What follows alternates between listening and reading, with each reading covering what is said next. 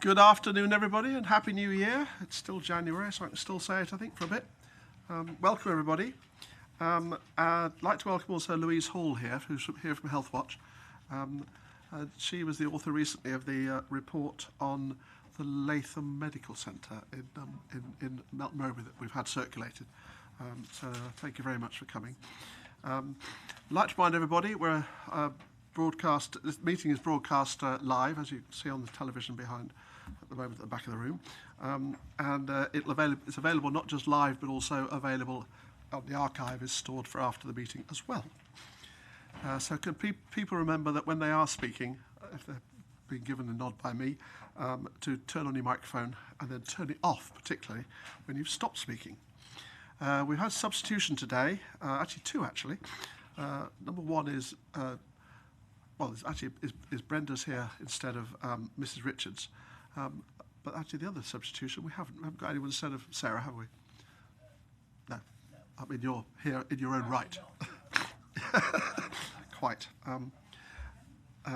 Very much. And the other minor matter before we attend is, in the past I've occasionally had to declare an interest. I worked for the NHS. I no longer work for the NHS. I am now fully retired from the NHS. So I can now concentrate totally on the NHS. So thank you very much. So agenda item 1 is minutes of the last meeting. And Mr. Rhodes has pointed out to me, because he checks these things, and he's quite right as well, that on page 10, in paragraph, well, it's little I actually, of paragraph 43 about the unitary, it says that Leicestershire received less funding than Northamptonshire on a per head basis. A rough estimate of the order of magnitude of, he is in the minutes it says 30 million, but he actually said 13 million. Obviously it's a bit difficult when you're on this listening. Provided committee, and then in brackets it does then say in italics that it's subsequently clarified 16, which makes a lot more sense, 13 to 16 than 30 to 16. So everyone okay with that? So apart from that, everyone okay with the minutes? Thank you very much. And the only other point to raise from the minutes actually, but just as a point of order really, is that we did resolve at item 40 that we would send a letter under my name to the Secretary of State for Health, NHS England anyway, about the funding to maintain the services in Hinckley and Bosworth. You should have all had a copy of that, if not before today, because Ewan sent another copy out today of not just the letter I sent, but also the response, which incidentally came in about 2 days before the government announced the 8 million for the service. So I'm sure it was our letter that did it, but I'm sure it all looked very good. So, having approved the minutes, then agreed. On question time, I've not received any questions from the public. Questions asked by members under Standing Order 7.3 and 7.5, none. I've not been advised of any other items that take as urgent. Declarations of interest then. Anyone declaring any interest today on any of these items on the agenda? Okay, thank you. Declarations of party whips. Anyone whipped? Nope. Presentation of petitions under Standing Order 36. I've not received any petitions. So we can now move to the first item, substantive item on the agenda, which is agenda item 8. And this is the joint report of the Director of Public Health and Director of Corporate Resources on the medium-term financial strategy 2019-20 to 2022-23. Michael, I suppose you'll take this, will you? Thanks very much. Yep, thanks, Chair. Can I just ask, first of all, the piece of paper that's been put on the desk in front of us would suggest we break the paper up into 4 different groupings and we pause for questions after each of those. Is that how you want to? Yeah, so I just wanted to chat as well, assuming. Yeah. And is it worth just introducing colleagues, Nick and Helen from Nick Corporate Resources? And Helen here, yeah, thank you very much. And Helen around, yeah, cheers. Right, so to lead off, if I do the first section, paragraphs 5 to 14, just to set the background to the report. As the paper says, the purpose of this report is to provide information on the proposed medium-term financial strategy 2019-20 to 2022-23 as it relates to public health. In terms of the first part, if I just dwell on paragraph 5 for a moment, to some extent, this year, I wouldn't say it's an easy year, but the proposals we put forward for the public health budget in 2019, how we get our budget down to a balanced position, the actions we've taken to get there, we've largely got that one sorted. Couple of things from April 2020 onwards. This is the last year of the public health grant, so the last year that we'll, as far as we know, that will receive the grant directly from the Department of Health and Social Care to fund public health activity. As paragraph 5 sets out, that's been going down year on year through a 3.9% real term cut every year, which does pose an additional challenge for us because we've got our contribution to the medium term financial strategy and then we have the declining grant. That ends in April 2020. The intention, as far as I'm aware, is that after that, public health would be funded by retained business rates, although there was a suggestion quietly towards the end of last year that the public health grant may be extended. We won't know then how we are funded and how much our budget is until the spending review is published in the spring. And the other uncertainty is the NHS long-term plan. So for those of you who've read the detail of the plan, the now infamous paragraph 2.4 talks about essentially the NHS saying if Treasury do not give enough adequate sums of money to local authority public health, the NHS would consider paying for health visiting, school nursing and sexual health. And then there's been a follow-on which would suggest that the NHS would like to enter into a review of commissioning arrangements for those three services. Now, there's much that I can say, little of it repeatable, about how I feel about that way of doing business. Nonetheless, the added uncertainty for me is at the moment, not only do we not know what the spending review in the spring will say, I couldn't tell you what the outcome of this review of commissioning arrangements for those three service lines would be. So 2019-20, more than happy to talk about the service redesign work we've done to balance budget for next year. Anything thereafter, I think it's appropriate we put in the paper a range of assumptions which would suggest our responsibilities and our funding is similar to where we are, and we look to squeeze efficiencies from the portfolio as it is, but clearly that may change as we go through those two bits in 2019. So after April 2020, I must admit things are somewhat uncertain at this moment. Otherwise, paragraph 7, I will always look to Helen because I struggle to understand what this table means. So if you could do the honours for me. Hello, thanks, Mike. The table at paragraph 7 shows how the net budget for the department changes over the 4 years of the MTFS, taking into account the growth and savings that is proposed. So at the start of 2019-20, the original budget is 703,000 credit budget, and then taking into account budget transfers, which is mostly a transfer from the corporate inflation contingency to meet the extra costs of pay, and the growth and savings that are proposed for that year, the 2019-20 budget is a credit budget of 486,000, and it's a credit budget because of the services funded by the Public Health Ring-Fenced grant. And then over the next 3 years of the MTFS, the remaining growth and the remaining savings are taken into account each year, so that by the end of the MTFS, the departmental budget becomes a credit of 1,660,000. Thank you. Shall I? Yeah, that negative concerns me. I know there's an accounting reason for it, but if we're in credit for £1 million, why is a minus sign by it? I can answer that question.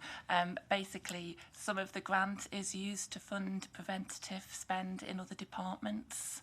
So that £1 million will be spent on early help and prevention activities that take place elsewhere in the authority. I mean, again, it's the accounting world where sometimes for me a positive ends up showing as a negative. The essence being we've got an element of money within the public health grant that we can then substitute to spend against other allowable expenditure against the grant, against other services within the authority, which are early help and prevention.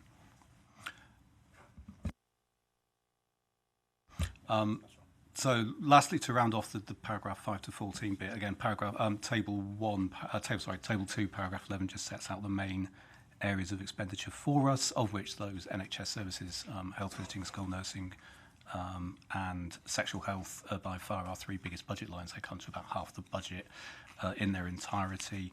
The rest, as you can see, basically is the model of public health and indeed prevention across the authority, where, as you know, through things like Quit Ready, we now largely deliver the service through digital means, text, web chat, and phone. A variety of statutory duties around the NHS Health Check programme, and indeed commissioning the substance misuse treatment service from Turning Point. So Table 2 just sets out really what the key lines are for our budget, and again, the total net budgeted spend is coming in at £500,000 under budget, so we have that to spend on other things. But I'll pause there, Chair. Thank you. Anybody got any questions or comments about that tip? Yeah, Dan. Thank you, Mr. Chairman. Obviously, looking at this, the programme's running smoothly, but it's not going to be smooth over the next 3 years. What is the thoughts and the visualisation on how we're going to sort of look at the ongoing funding? I know it was mentioned very early on, you mentioned certain elements, but I just get an uncomfortable feeling that I just feel as though this talk of cliff edges, that's how I'm beginning to look at this. So there is a concern of the continuity of how we're going forward. Thank you. I don't know if I've got an answer, because until we know what the spending review looks like, until we know what the outcome of the piece of work with NHS England looks like, the answer is, I don't know. So again, from my point of view, we have put in place a model of public health within the authority.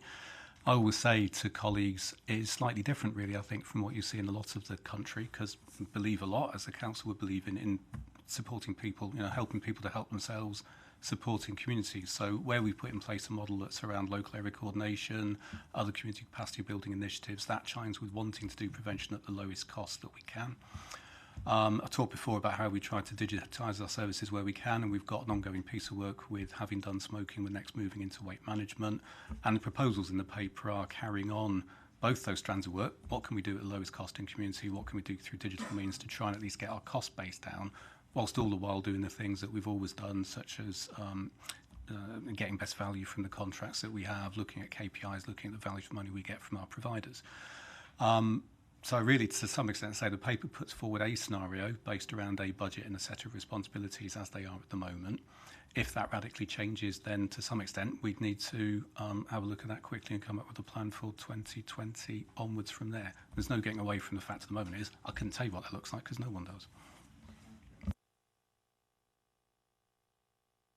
I think actually you've just answered my question. Thank you.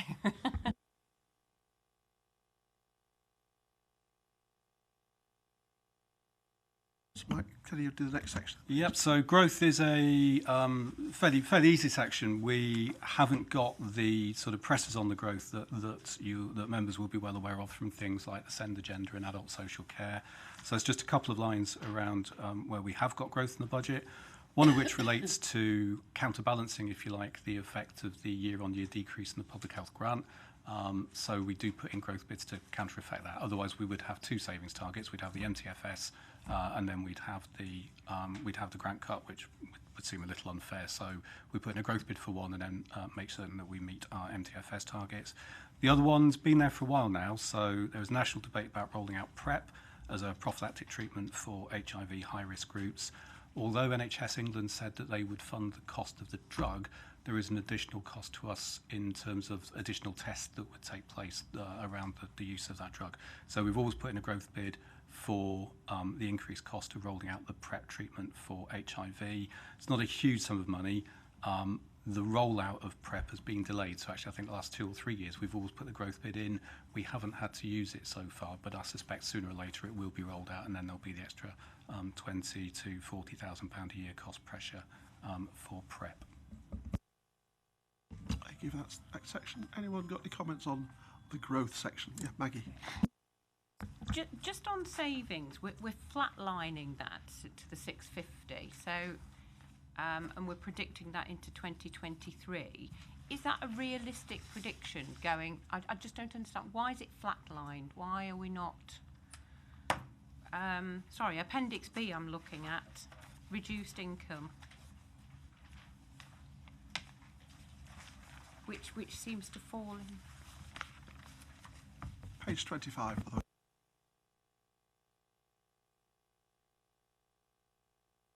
Again, I think that for me, Helen will correct me if I'm wrong, that's part of the modelling around the future of the MTFS, which again, as I said, is unknown for a couple of reasons.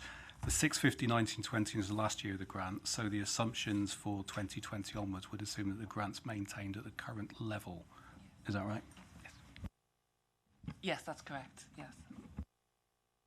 I mean, again, you can argue, would it go up? There's obviously, you know, will it go down? How will it be funded? Yeah. Thanks, Mike. So I think we're now on to a savings section, really, which is pages 16 to 18.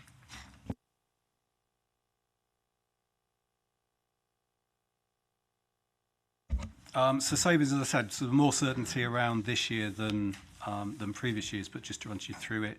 So in terms of finding the £500,000 MTFS requiring for this year, there are 3 lines in there that get us there. These are things that actually we've enacted and we would have discussed at previous scrutiny papers. So we have recommissioned the sexual health treatment service. New service started on the 1st of January this year. The way we've done that, which has involved some changes around contracted services, so limiting some services to 0 to 25, joint piece of work with the city about moving the treatment hub in the city to a cheaper premise where we get a benefit from a cheaper rent, and moving more to digital has freed up about, as I say, just shy of about £250,000 within that contract, within that recommissioning exercise. NHS health checks, which is a statutory duty delivered by GPs, we've been working with GPs to move the payment mechanism away from payment for inviting people to targeting people who actually turn up. That, alongside putting some money into some software to help the GPs more accurately target their health checks, means we've taken about £150,000 out of that budget. And then HeartSmart, which was a service that was a sort of tier 3 weight management, I suppose more accurately is probably the responsibility of CCGs. We kept funding for some time to ensure a service, but we've decommissioned that separately and rolled it into our provision around weight management that we do elsewhere in the system. So 1920, let's say that's, you know, essentially we've met next year's MTFS by the work we've done over the previous year and a half. 2020 to 2021, as I say, all a bit subject to confirmation, but a number of proposals that we're working on. Homelessness prevention was initially within adults and communities. This funds a homeless hostel in Loughborough and an in-reach and community-based outreach support for the floating homeless, so not the statutory homeless, but those that are at risk of being homeless. We're currently working through a model that will help us redesign that and save £200,000. We did go to Cabinet in November with a proposal which we will consult on. That consultation, I think, will now begin after the district elections in May, but we'd look to have the new service in place for April 2020. Substance misuse, again, across the authority, there is the bulk of the money is tied up in the substance misuse treatment service that's public health responsibility, but there are other services related to substance misuse in adults and communities. By taking the opportunity to go out to recommission the 3 separate services into one, we think we can make a saving of about £150,000 there.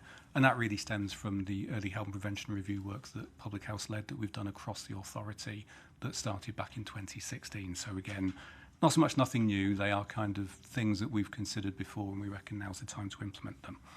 Other than that, there's a few contracts there in terms of shifting some of the young person's work to a traded model with schools. There is a balance there of £66,000 in terms of savings that we need to find to balance the budget based on a set of assumptions at the moment, which we think we can do through the underspends that normally accumulate during the year, and then next year we'll reduce the budget to an actual budget, if you like. So there's normally space that comes into the budget during the course of the year. So in terms of next year and this year, we have proposals which will free up about £1 million. And then going on to paragraphs 24 onward, savings under development, some of our future thinking, not yet confirmed, around other services. The bulk of that you can see there is around the 0 to 19 health visiting and school nursing contract, where we've had some initial discussions, positive discussions with Leicestershire Partnership Trust, the provider, about how we could do a contract variation and take out another £500,000. Again, LPT do some very good electronic sort of text chat, web chat kind of stuff with children. If we can push that, that would help us to reduce the staff costs within those services. Thank you, Mike. David.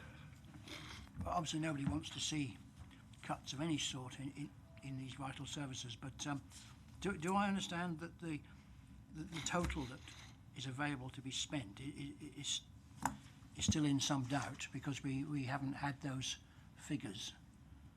And presumably this is going to impact upon the service users if we can't guarantee that there's going to be the overall service going forward. Yeah, so much like previous questions again, Helen chip in if you will. So our modelling is based on a budget which is basically as of this year's and flat lines. We by and large get to that balanced budget position. Obviously, if the money's not there because of the spending review, then we have to take an alternative view. Until such time as I know how we're funded and what our responsibilities are and what the level of funding is, it would be, it's unwise to say, and if we have to do this, then we will do that. But we always work on contingency plans.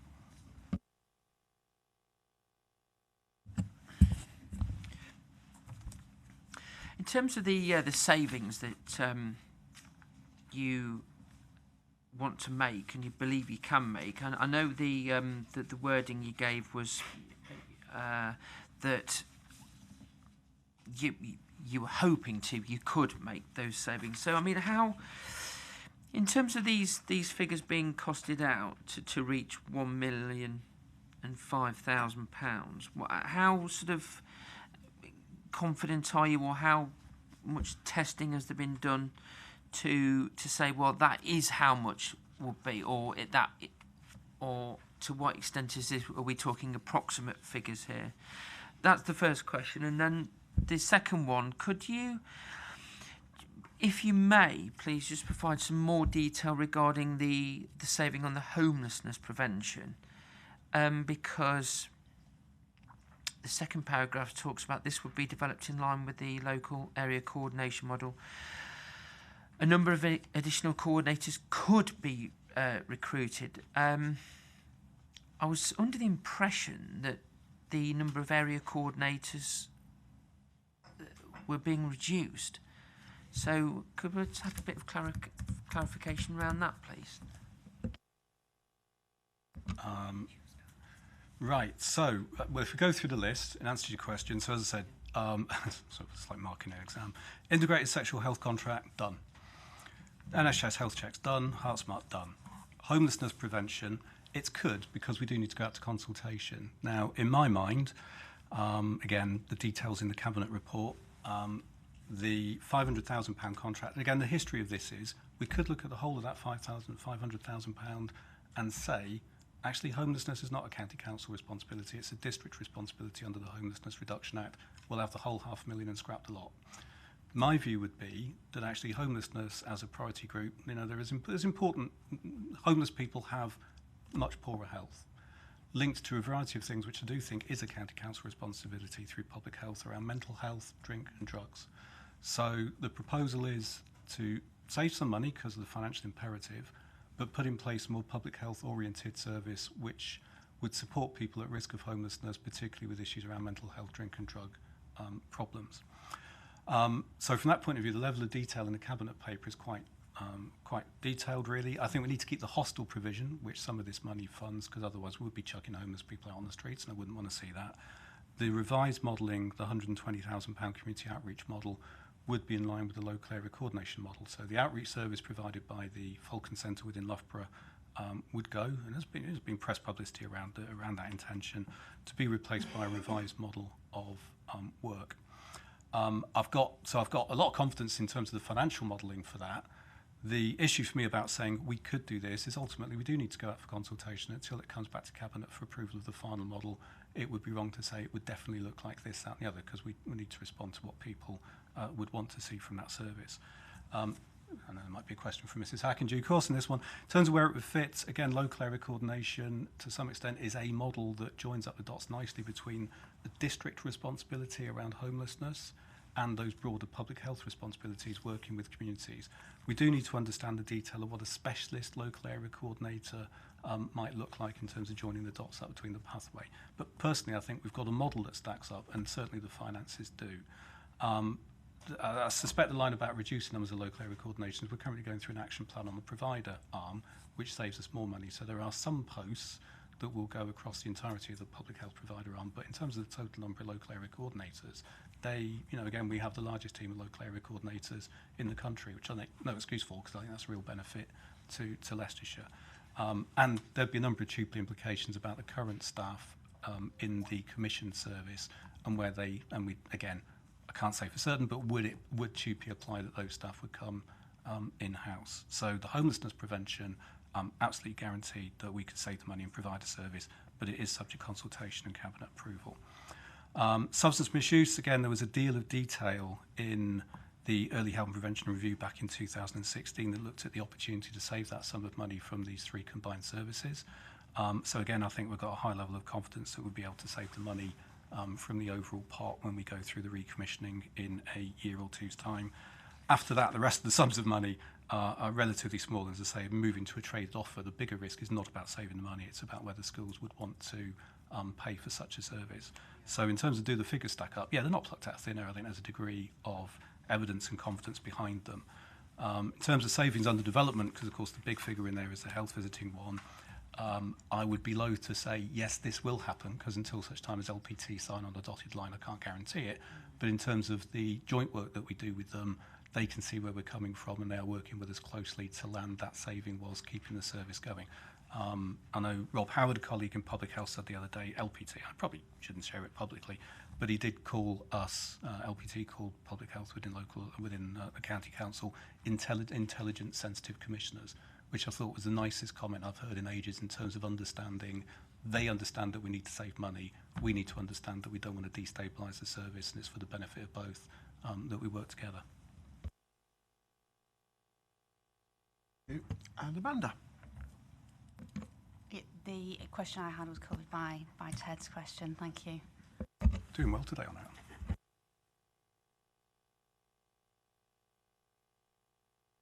Right, and I think, there's the final bit, isn't there, on the other funding sources? Yeah, so other funding sources, again, this is always in the reports that Public Health do. The bulk of the funding, as we've described, comes from that dedicated grant that runs out in April 2020. But there are not insignificant sums of money that come from partners to fund additional work. So, as it said, Leicestershire and Rutland Sport as a hosted organisation, the County Council hosts LRS, and it's placed within Public Health, receives significant grant funding from Sport England. District councils do fund an amount, as indeed does the Better Care. Sorry, the Better Care Fund funds an element of First Contact Plus. There is the service we sell called Me and the team to Rutland. They don't have their own public health team, but we provide that public health support for them. And through combination of UHL funding and CCG funding, there is the core offer that we provide to CCGs around public health advice and support. But that money, which I'm grateful to,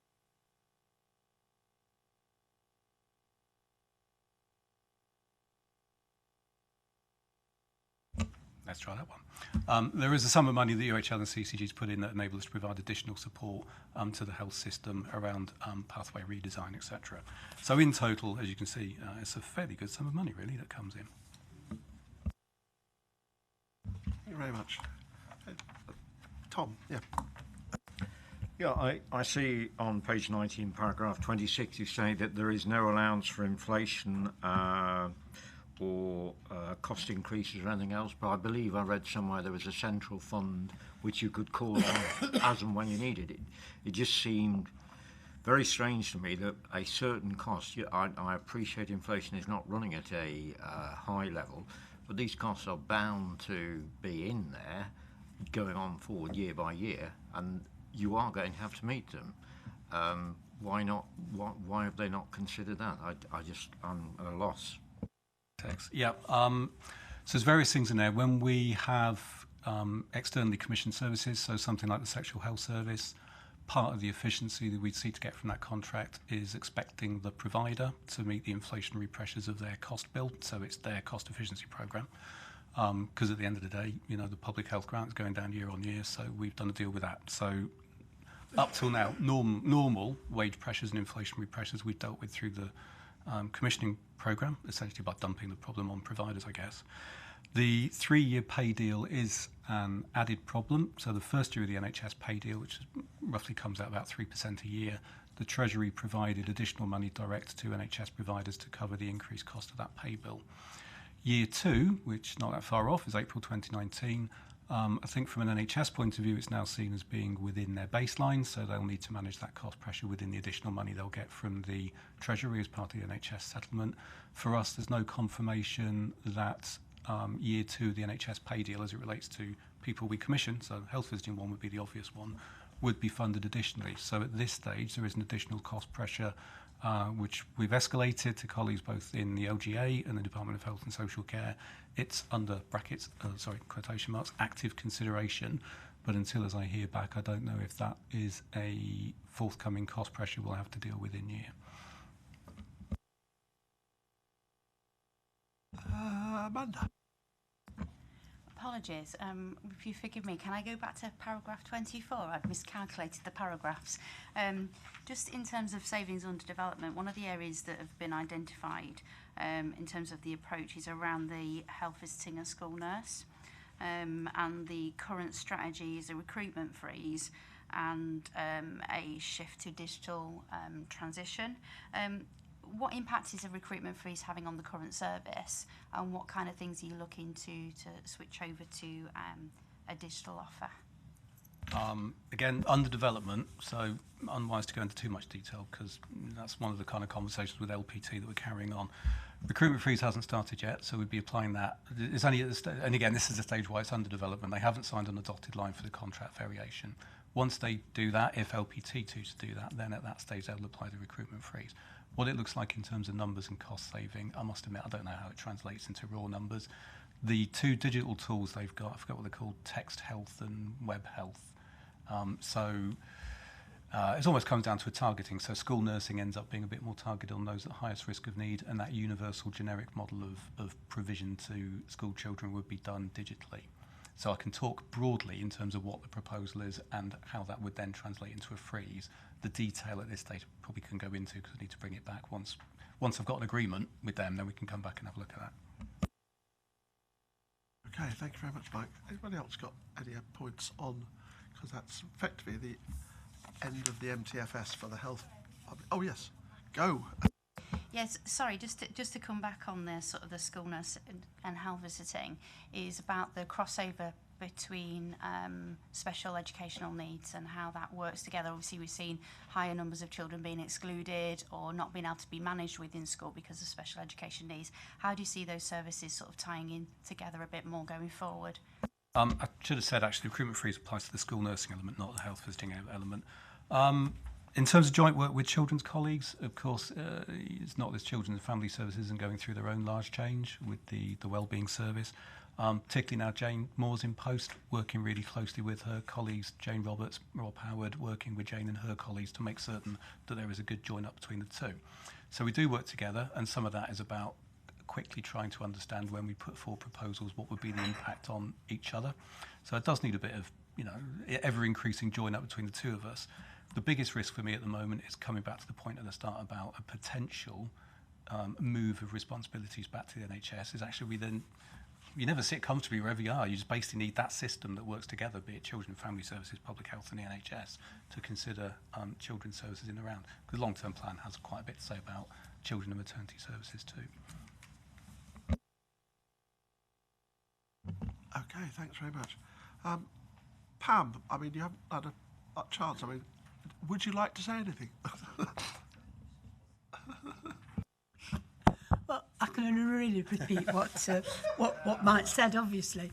But I do know that the other services that we've sort of reorganised, rechanged, have worked really successfully. And it's not something that's done lightheartedly, it's really looked into, and all the pros and cons are weighed up before we do change any services and look at working more with partners. So if it's assurance that the committee want, then I can certainly give you that there are no hasty decisions arrived at. Yeah, thank you very much. So it looks like all looking well for the next financial year, but after that, little query over it. But that is how it's going to be anyway, I think, isn't it? Okay, thank you very much, everybody. So let's move on to agenda item 9. We've got a change of seats, I think, now. Although, actually, it's really only you, isn't it, that's because you're staying on. Thank you, Nick, and thank you, Helen. Thanks very much. So this next report, which is Active Lives Survey, Physical Activity Levels in Leicestershire. So I think it's the comment that Mike and his team have got on a national survey. I call it that. Yep, thank you, Chair. And now for something completely different. So from finance to physical activity. Again, purpose of the report, as it sets out, is to provide information on the Active Lives Survey that Sport England undertake as it relates to physical activity in Leicestershire. From my point of view, I'm aware, obviously, Scrutiny Committee get the quarterly performance reports. This data lies outside of that performance report. It's a national survey. I want to take it to Cabinet because I think it's worthwhile having a debate about physical activity in Leicestershire and some assumptions about why is the position in the paper as it is. And then it sort of lends itself to a course of action within the county that I'd like to pursue. So I want to go to Cabinet, and of course, as appropriate, it comes to Scrutiny for your consideration before then. So the background to this is the Active Lives Survey that Sport England do. I think it happens actually every 6 months, and it's been going on now for about 2.5 to 3 years. So it's not as if we've got 20 years of data, but there's enough there to start drawing lines between dots and looking at which way trends are going. It's a reasonably big survey, so nationally it's a bit of just shy of about 200,000 people, of which about 4,000 adults from Leicestershire take part on a regular basis. And just a reminder, the benchmark for this is whether or not adults are doing 150 minutes or more a week of physical activity. So, fairly moderate and above activity is what counts as being above the line, if you like. Key bits for me are Figure 1, Table 8. So this shows where Leicestershire stands alongside the England average. And you can see, again, in paragraph 7 as well, that essentially the England average has remained fairly stable over the last 3 years, but the Leicestershire average dropped in 16-17 compared to 15-16 and then dropped again last year. And you could argue, is that significant? Well, actually, if you do the stats on it, yes, it's a statistically significant decline over the course of the last 2 or 3 years. And we've gone from being a position of being, as I kind of expect with Leicestershire for things like physical activity, being better than national average, to a position where we're now below the national average. So on a Leicestershire level, all right, it's embarrassing for me as Director of Public Health, but it is a worry that despite what I'd say would be really good work that we do around sport and physical activity, we've seen declining performance compared to the England average. So 7 and 8 sets that out. Then there's something about district performance, which is paragraph 10, table 1. As always, there is a variation across districts, which is always worthwhile commenting on. So I think it's the low is in North West Leicestershire, 57.2%, up to a high in Harbour of 63.4%. And these things tend to vary, but if you look at the change compared to the last 12 months and since that baseline survey 2-3 years ago, you can see some fairly stark decreases. So Charnwood down nearly 10%, North West Leicestershire minus 8.3%. The figures in bold again, statistically significant, so not just an artefact of a survey process. With some places though that have bucked the trend, so Harbour going up 3.2% is worthy of note. Again, why is Leicestershire not doing as well as it should do? What are some districts doing? What's the position in some districts compared to other? Again, is a debate that one would want to generate. I would have wanted at this stage to have had more detail about Leicestershire figures. That's not come through from Sport England yet, but the paragraphs sort of 13, 14 put my kind of analysis as it stands at the moment on why figures might be. The issue for me being, if you look at that kind of agenda item, paragraph 14, There are some places which traditionally I'd really expect from a physical activity levels point of view, I'd expect us to be beating them into a cocked hat because it tends to flow with deprivation. Places like Manchester, Salford and Chorley have actually increased significantly their levels of physical activity at a time that Leicestershire's going down. And then the other bit around national analysis of what's declining is it's not necessarily participation in sport per se, volunteering for sporting activities.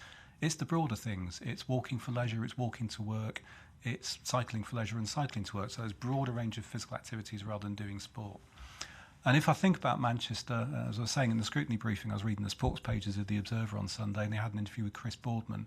And Chris Boardman was talking about the work he's been doing for Andy Burnham as the elected mayor of Greater Manchester, which is all about that kind of whole systems approach to sport and transport. So looking at the investment they're putting into cycle paths, cycle lanes and footpaths, the investment they're putting into the infrastructure, combined with changing children and adults' attitudes towards doing active travel.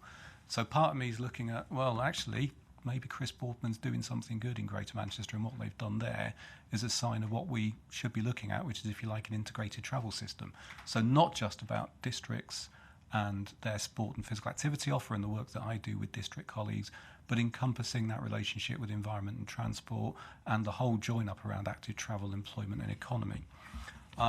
So essentially that's basically it. Something, although there's not huge amounts of data there, something is not quite right with the performance for Leicestershire at the moment, and when I compare it to other areas, I start making assumptions about what do we need to do on a Leicestershire basis, which is a whole system, place-based, integrated travel, whatever choice of words you want to put forward, which I would want to take forward in the future. Lastly, just the children's data is a bit of a one-off in terms of paragraph 15. This is the first time, This is the first time they've done a children's survey, and again, at this stage there isn't so much to say because it is just a one-off, but it is of note to start asking, well, why is it Oby and Wigston seems to be significantly better in terms of children's physical activity than other districts and boroughs? Is it about their schools? Is it about the council? Is it about the county council? Or is it just something about the nature of the population that makes it easier to have this joined-up approach? So children's data, again, are just to sort of offer up for information and discussion, but essentially that's it, Chair. Thank you. Any comments? I mean, I obviously, like everyone else, we've checked it through, and I looked at it to see whether there's anything that basically public health could do in order to encourage those districts, well, actually all districts, but clearly some districts seem to be hovering around the English level just about, one or two obviously above, but most of them really below. Anything we could do to sort of encourage, but it's difficult really because unless you focus on a specific item, get everyone walking, but get everyone swimming, get everyone cycling, it's not quite as easy as just saying. No, it isn't. I guess the response from me, it's think not what public health can do for you, think what you can do for public health, as John F. Kennedy didn't say. Yeah, Dan. Thank you, Chairman. I think really you've got to look at primary schools. I say that because I visit 5 a week to teach judo. And I've been practicing and teaching for over 50 years. And I can see the rapid decline in energy levels, because obviously it's a sport and we have to warm up and we have to have physicality involved. And I'm really surprised now as the years are going by, with reflecting on comments today, and reading this report, I can most certainly see that it's not the same. Children, whether they're more iPad-driven or game-driven, but when it comes to physicality, to actually physically do things, to create sort of aerobic-type energies where they burn out fats, it's not there.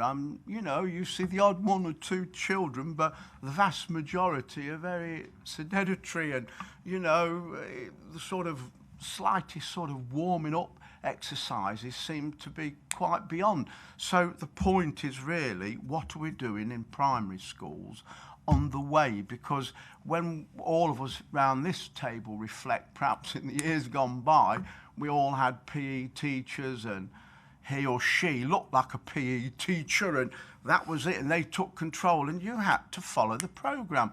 Well, I don't think it's quite happening now, Mr. Chairman. So somebody would say it's almost that children's description is a microcosm of what we're saying about adults. So from a public health point of view and from a district colleague's point of view, I think we're doing our bit.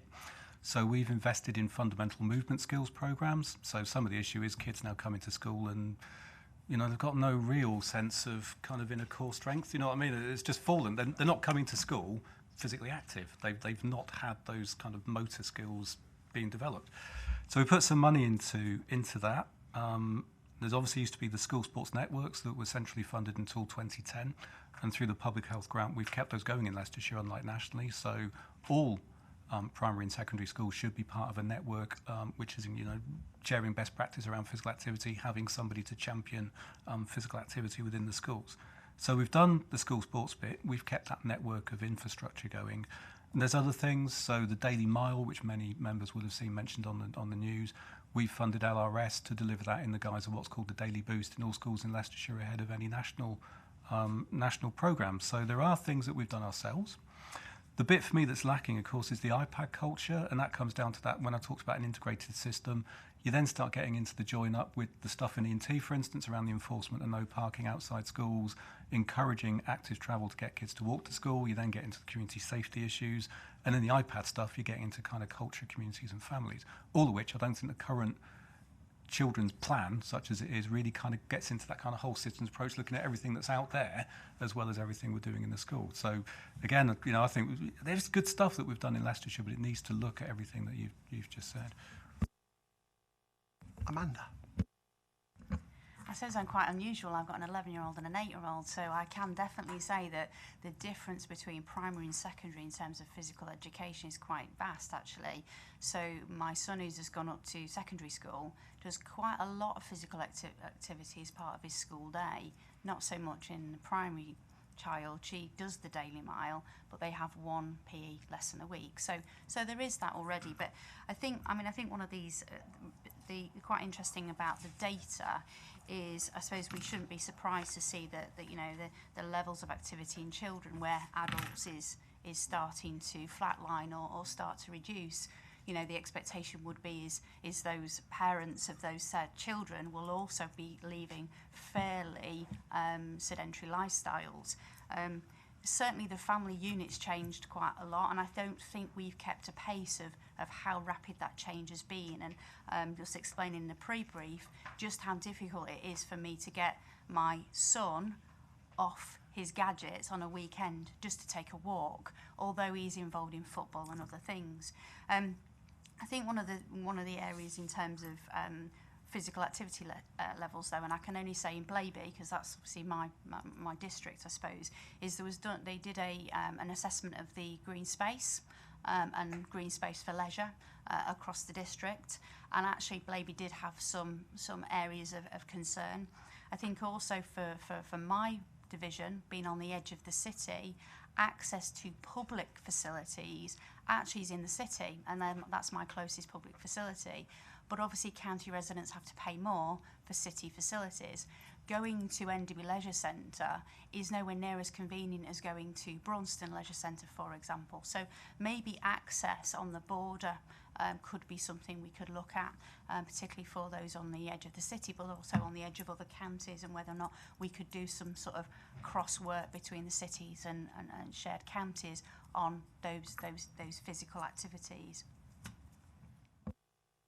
Yeah, I think they're all good points. I think particularly around green spaces, of course, if you look at the totality of green space, the need for joint work when you've got country parks are our responsibility, footpaths are our responsibility, but then parks within the district, you know, there's obviously a district and borough. So even considering green space would need, you know, it's however you describe place, but that's what's needed. Otherwise, I don't see at the moment a huge join up between leisure facilities, public health physical activity, the work of LRS, and then however you want to describe green space as being part of the whole. So there's something lacking there.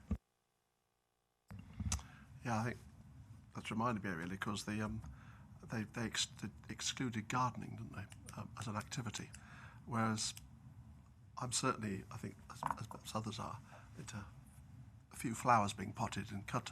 That does me.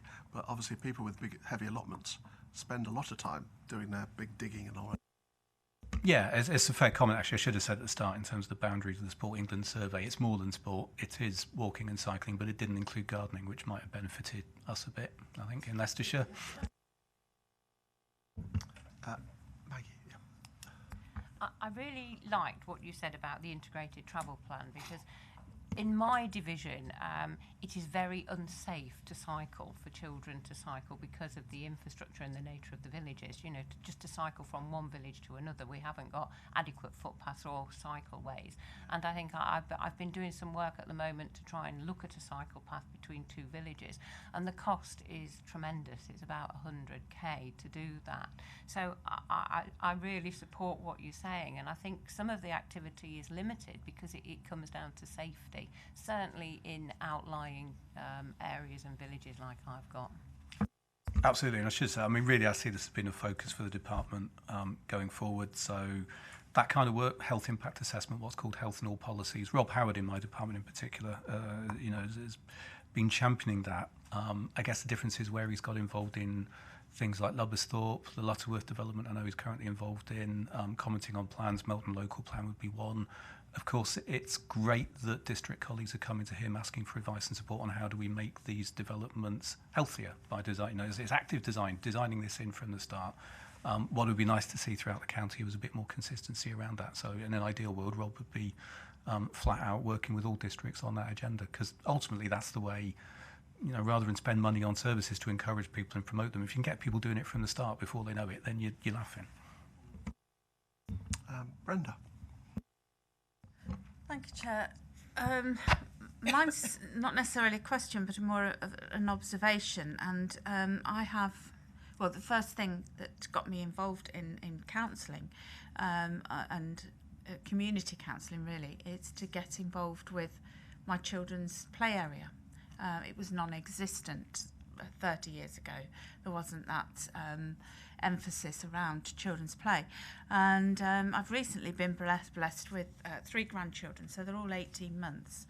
So I've started going around parks, and there's nothing there for 18-month children.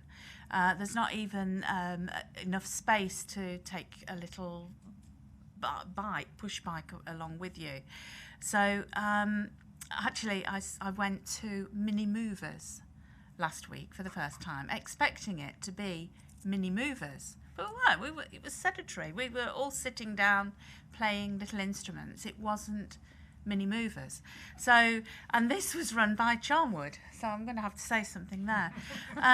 So there is nothing that I can do readily to get my 18-month-year-olds involved in something, or from now on. And it's now on that you need them. I mean, I know when they're 2.5, when they're 3, they can start going football. But when we're funding things like mini movers, and you think, oh, well, we'll fund that, it sounds really good. Do we scrutinise things like that to make sure that they are mini movers and not little mini sittings? So there's things I can control and things I can't. So, do you want to go there? Where we work with, so there's an element of the public health grant that we work with district colleagues on that's around, and this is more of an adult thing. So so if you've got your district bit, an adult thing, obviously sport and leisure centres, not public health responsibility. But we do some targeted work with district colleagues, and that does provide, for instance, things around like Nordic walking for older people with a particular health condition. So there, we do look at what's being provided through district colleagues, what's the evidence base behind it, what's the reach, all those kind of key performance indicators. From a children's point of view, again, if there's stuff that's within my control, yeah, we'll run the rule over it and look at the evidence, but at the end of the day, there's no getting away from it. I'm not responsible for district council physical activity, so I don't really know. Nice one. You have reminded me. My 18-month-old grandson is using all his energy. He's been walking now for a couple of months. And that obviously gets a great amount of energy, but he's currently learning as he can jump. I'm just watching him and not moving a millimetre. I'm sure he's using lots of energy, but that's the thing. Thank you very much, Mike. That's interesting. It'd be useful, obviously, to look at this with a bit more of a trend, won't it? Pam, yeah. I just wanted to say, following on from this discussion, I've had a meeting with my MenCat group this morning in Melton And one of the issues that we talked about was lack of facilities for our young people and older people to be able to take part in sports that other children do take part on. You know, and things that some of them have got involved with. You know, the funding's disappeared. Nobody else has been prepared to sort of fund it. And I think when we do these sort of things, we do forget that sector of people. And they're really important because most of them have got horrendous health difficulties made with poor diets and being obese. Yes, it reminds me, we the two parishes in Kibworth councils have had an idea for a while now about recreation facilities for, I call it older people, youth upwards. We've got lots of stuff for smaller people, but not much for bigger people. And we've actually just been confirmed that we've got a grant for some adult leisure equipment, which is external, outside, about 4 or 5 bits of kit, walking kits or lifting kits or so on. But at least it's something. I mean, if we can keep the vandals off it, which is our only other problem, then it may well be of use in the future. But again, it's down to local, activity. But it all helps, and obviously we'll publicise it greatly once it's live. And I think that's the other thing, really. We need to make sure that people are aware of some of the figures that I mean, I don't know about the 150-minute one, but but certainly the children's one. I mean, the academies, which nearly all of the schools are now. It'd be interesting to see why, particularly if one can drill deeper down in the data, just why Oby and Wigton is apparently twice as active school-wise as Rutland.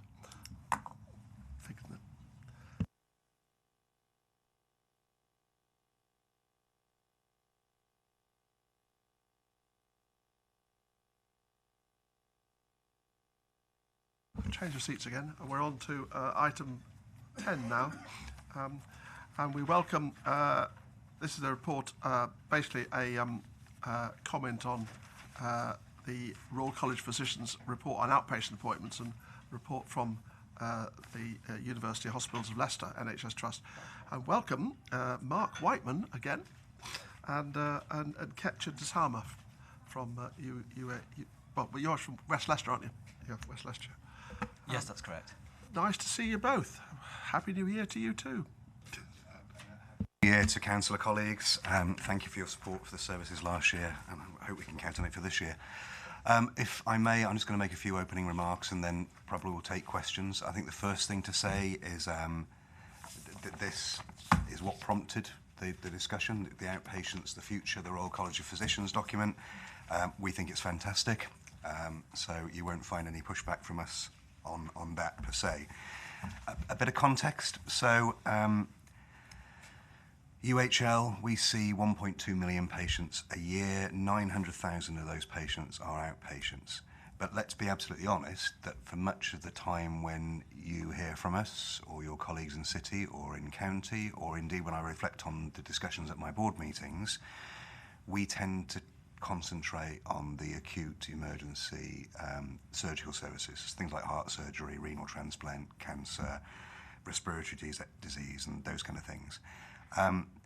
If I'm being absolutely frank, it's because those services are seen as more tangible and they're probably a little bit sexier in one sense. They're easier to get your heads around, and actually that's when people see kind of things like casualty or any of the other kind of 24 hours in A&E, they're very rarely looking at outpatients.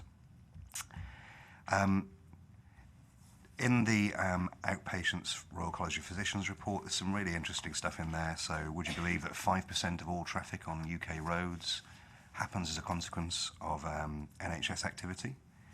So for Mike and his public health colleagues, that's an issue when we think about things like air pollution. So this is far and wide and far-reaching. But probably closest to mine and Ket's heart is we also need to consider the impact of our current outpatient model on patients and families. So if you live outside of Leicester or you live outside of a market town in Leicestershire or Rutland, you don't have your own transport, just getting back from hospital for an outpatient appointment can take pretty much 4 bus journeys in the best part of a day. And that might be just to have one of our clinicians say, everything's okay, I'll see you in 5 months' time. or 6 months' time. When you read the outpatients future report, you'll see that if you look at kind of particularly frailer older people, 20% of those people said actually they felt worse as a consequence of their outpatient appointment, which probably goes back to just how difficult it is for some people to get into hospital in the first place. You may also have picked up last Monday that the NHS long-term plan finally kind of saw the light of day. And within the NHS long-term plan, which again we are massively enthusiastic about because it talks about some really fundamental changes to the way we approach health, social care, physical activity and the NHS per se, there's a commitment that actually over the next 5 years, NHS acute trusts, NHS health economies want to see a third reduction in the numbers of outpatients. So going back to that figure of UHL's 900,000 outpatients a year, that means we've got to reduce that figure by 300,000, which is a really significant amount. The starting point for this work, and this is where it will probably become difficult, maybe where you're going to want to call us in again on this kind of stuff, is we have to answer 3 fundamental questions around the outpatients model. The first is, what of the current outpatient activity actually has a clinical value to the patient? And I'd be very happy for us to go into questions on that if that's the line of thinking you want to take. Once you answer that question, the second question is, okay, so what has to be done face-to-face in an acute trust like Leicester? Then it's what can be done physically or aided by technology elsewhere. And then the final, once you answered all those questions, is what can be stopped altogether. Now, it's my assertion that actually quite a lot of what we do in outpatients doesn't need to happen at all. So there is the kind of, often talking to colleagues, sometimes people see the therapeutic value of an outpatient's appointment. Whether there's any clinical value in that, that is sometimes remains to be seen.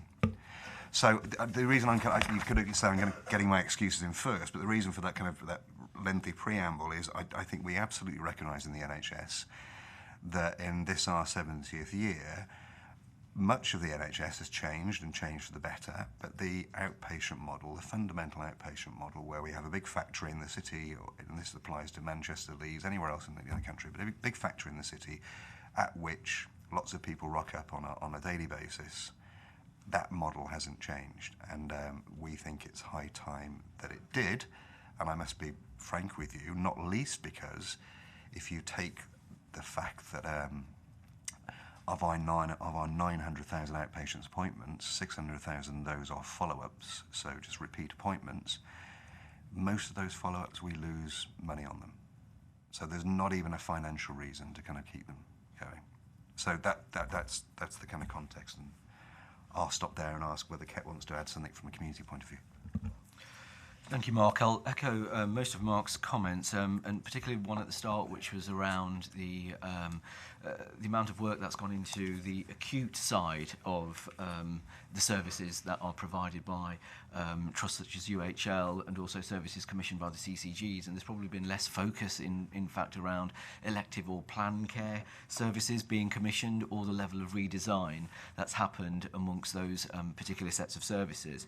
My substantive role is with West Leicestershire CCG. I'm also the joint SRO for planned care across LLR with one of the director colleagues from UHL. So it's very much a joint piece of work that we have for planned care across the system, which does chime with a lot of the progressive thinking within the long-term plan, which was published last week. A number of the things that we've been working on so far during this year and planning for next year, do focus upon making sure patients go to the right place first time, to minimise the number of unnecessary visits that patients have to take for either reassurance or otherwise. The papers, and particularly from page 37 of your pack onwards, refer to some of those kind of external system-wide transformation programs that we've put in place this year and are looking to put in place next year. And just a bit of a flavour of some of those by way of context. We've got something called PRISM pathway. So these are essentially referral templates that GPs use to refer patients into secondary care. Probably about 18 months ago, we probably had about 26. Over the last 18 months, we've kind of had a real push to increase the number of those, and working with both primary and secondary care clinicians to be clear about this is the pathway. If you want to refer somebody onto that pathway, you need to make sure that they've had the following things done, following tests, etc., ordered before the referral takes place, and these are the types of primary care management you need to undertake, and also this is the best practice guidelines in terms of the ongoing treatment of those patients. So we've rolled those out across primary care with a view to making sure we use our resources most effectively. However, I think the impact of those things that we've had haven't been, to the scale that we've probably needed. So it's really going forwards, how do we make sure that those things are routinely used across every single practice by every single GP? Because often it can be quite a sort of transient workforce between the number of salary GPs and permanent GPs that we have. There's also other things, which was advice and guidance, for instance, which is something that we do in partnership with the clinicians at UHL. So this is the clinical conversation that takes place either over the phone or via email between a referring GP and a consultant or a senior clinician at UHL, seeking some advice on whether a particular patient should be referred or not. And again, we've rolled that out across the bulk of the specialties within the trust, but the level of impact where it has been used has been positive, but again, it's not consistent across the organisation, and it's not consistently used across general practice as well. So this is something that we've also got to focus on our implementation to make sure that the things that we're doing are scalable and are widely used. And it is a constant focus on ensuring that the learning from all of these types of projects are fed back to clinicians so that they've got the right level of education and support, so that the next time somebody needs to be referred, they've got that in mind. I may just talk about just maybe one further thing. So there is something, one of our plans for next year that we're working on is called referral support services. Again, this is around improving the education and support that GPs get when referring patients. So one of the models is around looking at using GPs who've got enhanced skills, and often those GPs have been trained and have support from senior consultants within UHL, thereby providing some more examples of the joint at work that we have between our respective organisations. But those GPs with enhanced skills can then advise their fellow peers around what's the best course of action for those particular patients. And often what we're looking at, and what's been seen in evidence elsewhere in the country where such support services have been implemented, is there's around about a 30% diversion of that activity to pathways which are delivered much more closer to home. So when you go back to the earlier points from Mike and Mark's comments around the difficulty in people from the various suburbs, etc., being able to travel into a busy acute trust, we want to minimise that where possible and create those clinics and those services and that advice much closer to home than we've had before. So again, that just serves as a bit of a flavour of the work that we are looking at exploring further and implementing. So I may just pause there. Okay, thanks very much. Yeah, Tom.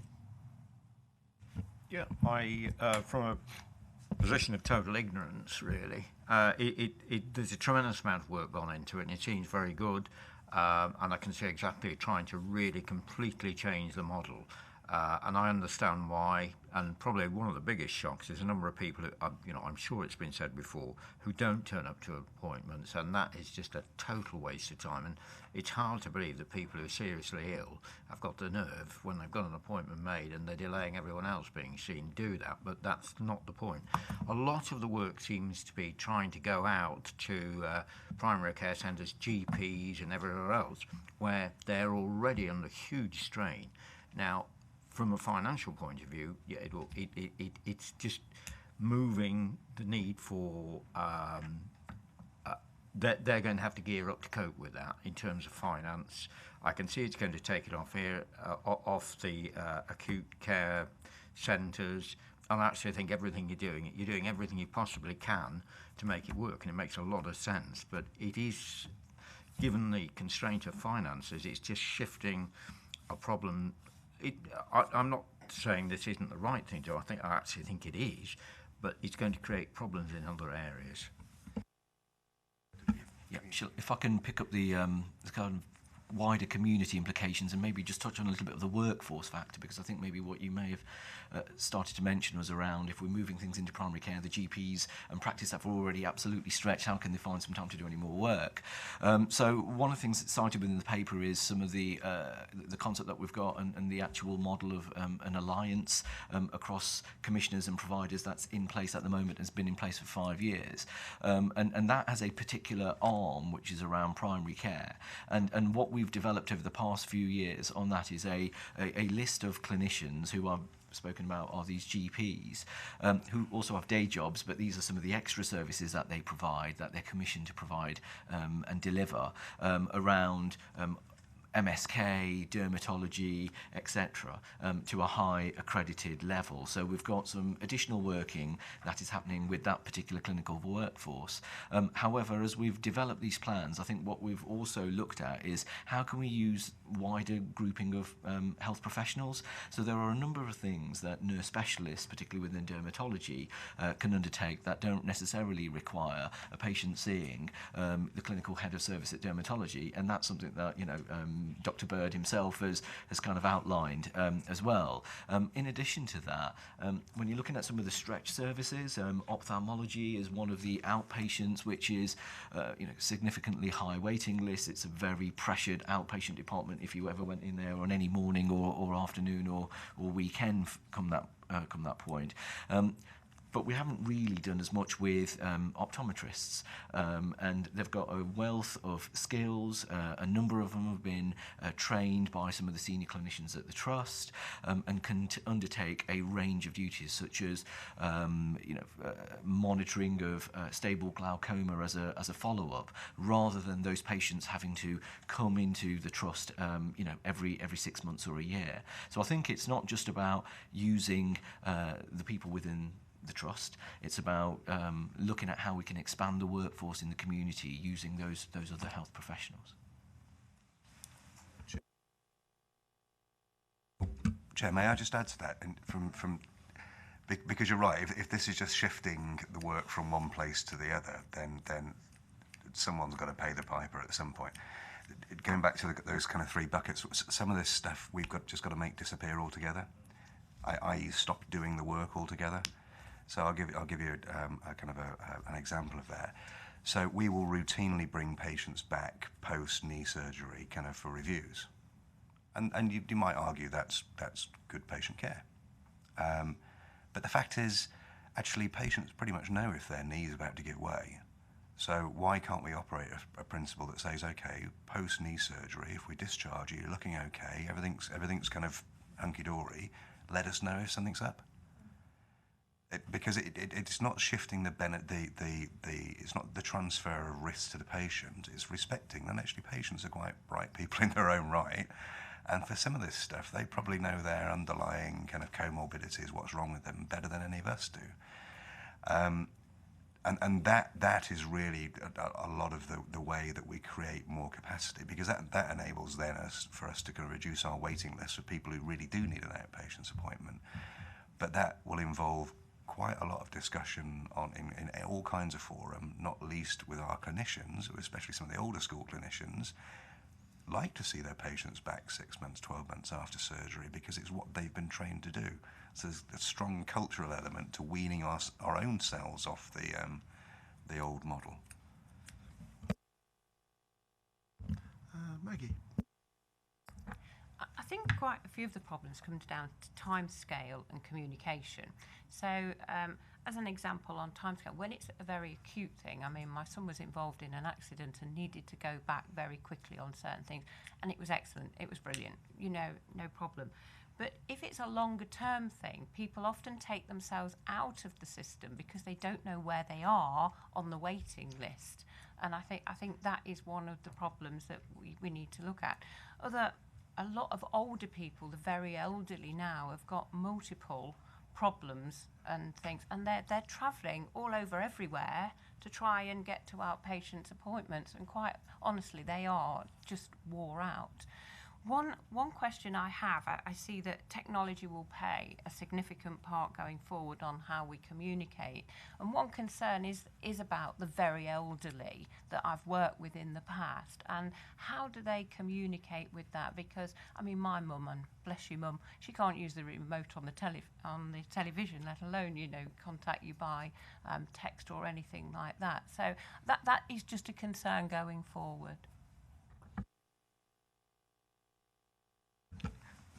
I'll start that, and Mark, maybe you have to sort of add some specific things from the trust. I think you're right in terms of some of the digital ambition that was within the plan. And when you look at kind of what we've done, I don't think we've really progressed it to any degree in terms of where it should be, and probably in terms of where maybe some of the other health systems have.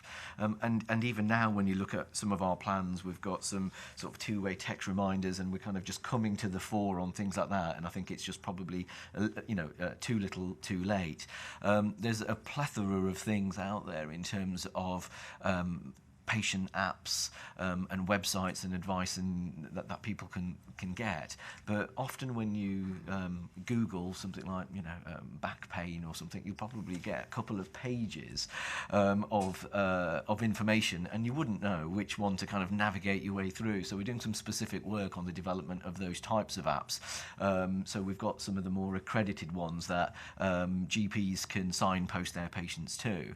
I think in answer to your question around how do you tap into some of the our more frail and older population, because they're not going to be in tune with the digital world, and realistically, nor will they be going forwards.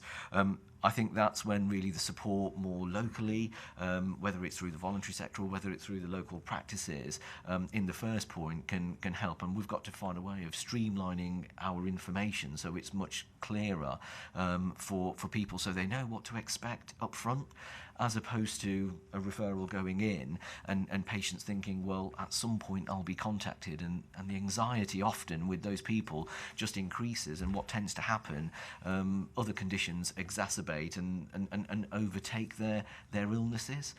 So I think there's further work we need to do. Chairman, trying to think laterally about this problem. Car parking, when you arrive, you've got to have car parks for 1,000 vehicles, and by the time you find the spot and you get in, why not look at a different way of looking at this and look at each area? I'm from northwest Leicestershire. There must be a reasonable surgery within that area that it would be better for someone to travel 5 miles and have a consultant, because years ago you used to have consultants. It seemed to be quite a busy thing where they'd come in. It's easier for one person to travel, and for people, particularly if they're more aged and they're relying on someone to actually take them, instead of it being half a day trip. I mean, goodness knows it can be an hour trying to park the car, certain hospitals, never mind anything else. But strategically, you've got to think as we go forward for the future. If you've got 7 districts and you're able to find 7 suitable areas that some of the consultants or senior doctors could attend, it's going to be easier than the long journey and all of the problems you've got linked associated, and the problems you've got with your 600,000 outpatients. You want to try and remove that. But even if, you could cut this thing down slowly, there's got to be some more lateral thinking as opposed to just saying, well, we'll chop them down. Yes, you may well be able to do that. But at the end of the day, if one person or 2 people were driving in one car to one location and was there 5 or 6 hours, that's got to be a better deal than drawing people in to one major hotspot. I can remember years ago owning a nursing home, and I understood working with doctors looking at a physical therapy centre I was setting up, that they don't want people, unless you're really ill and having surgery in a hospital, because of contamination and illness. Really, hospitals should be units of total surgery, and all the other bits should away somewhere else. Well, I'm trying to open that up for you now and offer you an idea that maybe there ought to be more use in the community, as opposed to thinking everything has to go into one place. Thank you. So yeah, you've clearly read the NHS plan in one sense. Let's take it out of the NHS for a second and think about how Tesco runs.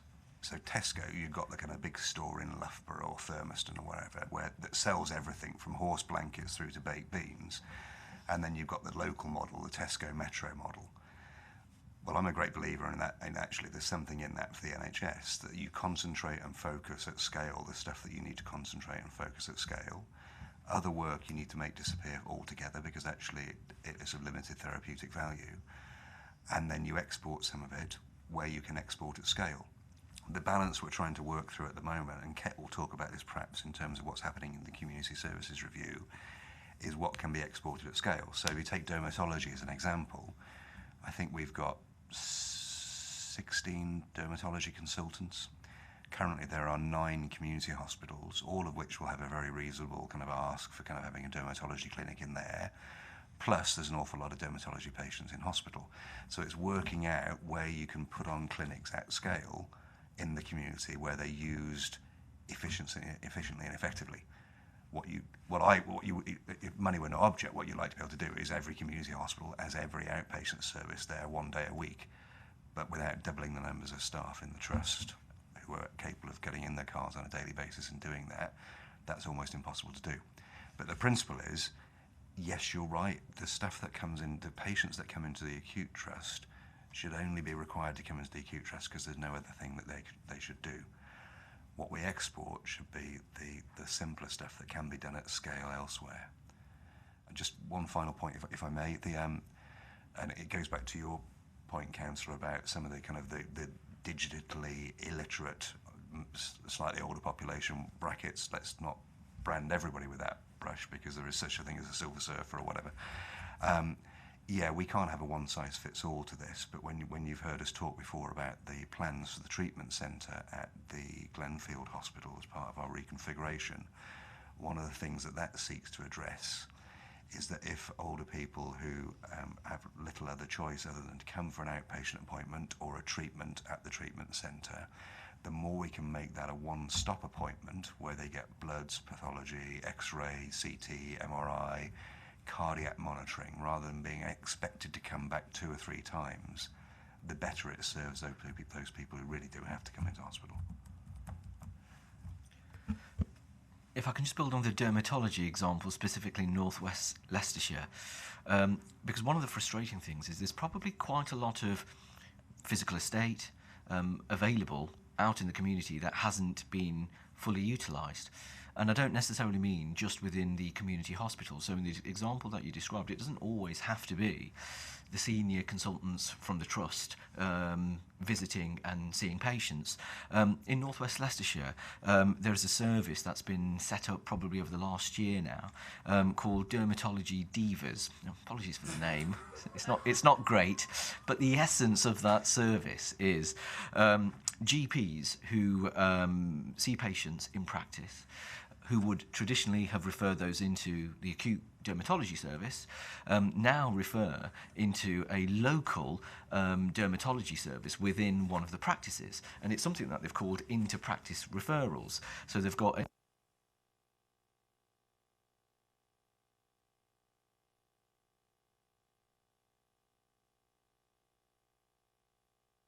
it's quite a sensitive and appropriately sensitive microphone,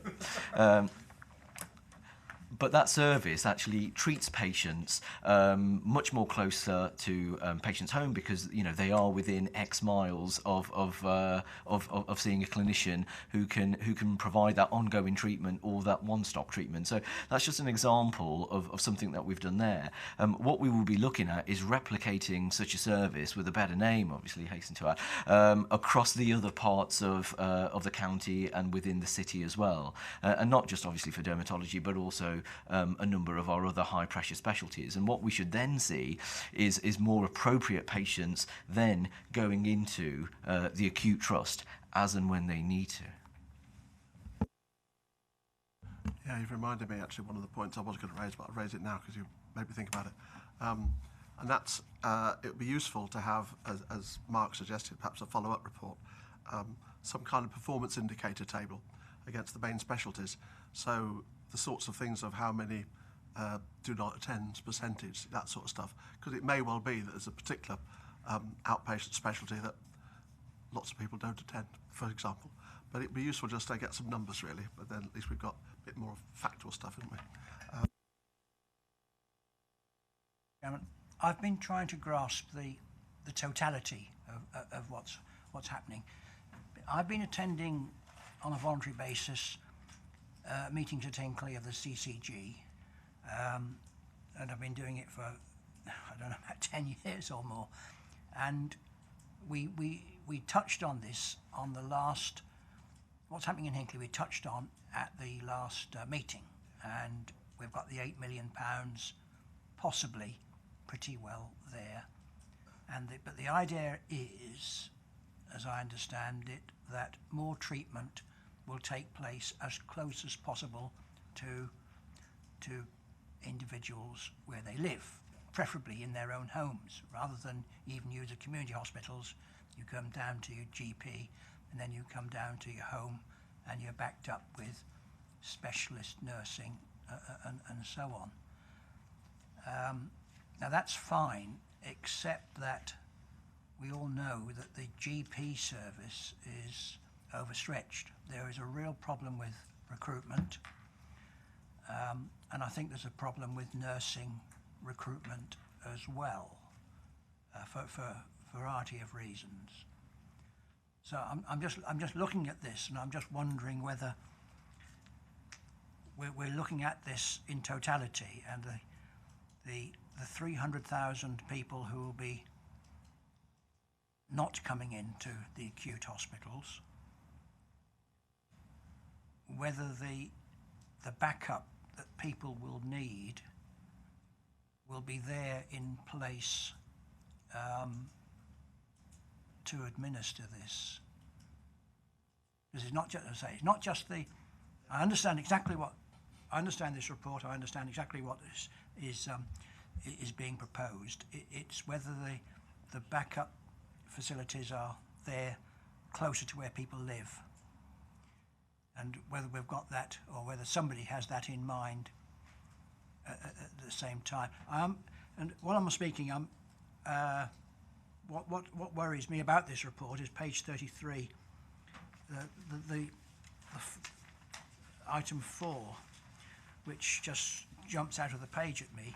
Waiting lists are growing and performance is deteriorating as acute hospitals can no longer keep pace with demand. That is such a serious statement. I'm just wondering where that came from.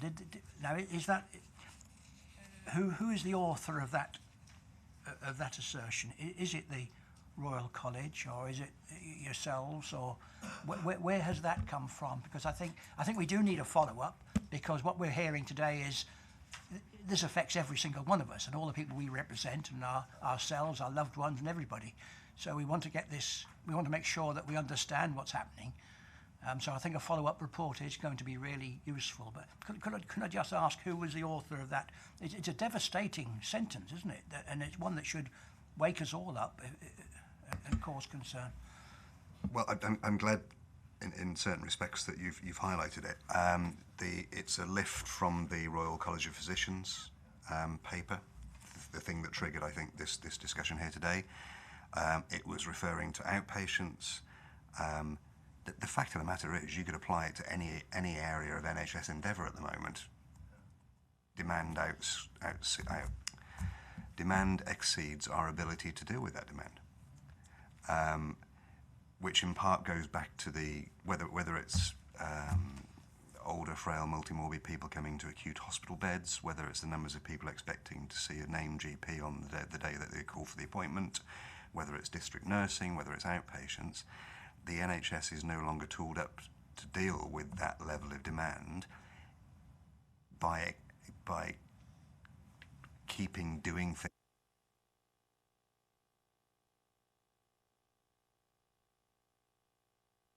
That, if nothing else, is the take-home from this. So when Mike, it was really interesting listening to the discussions earlier on about exercise, about child health, about where the public health grant is going.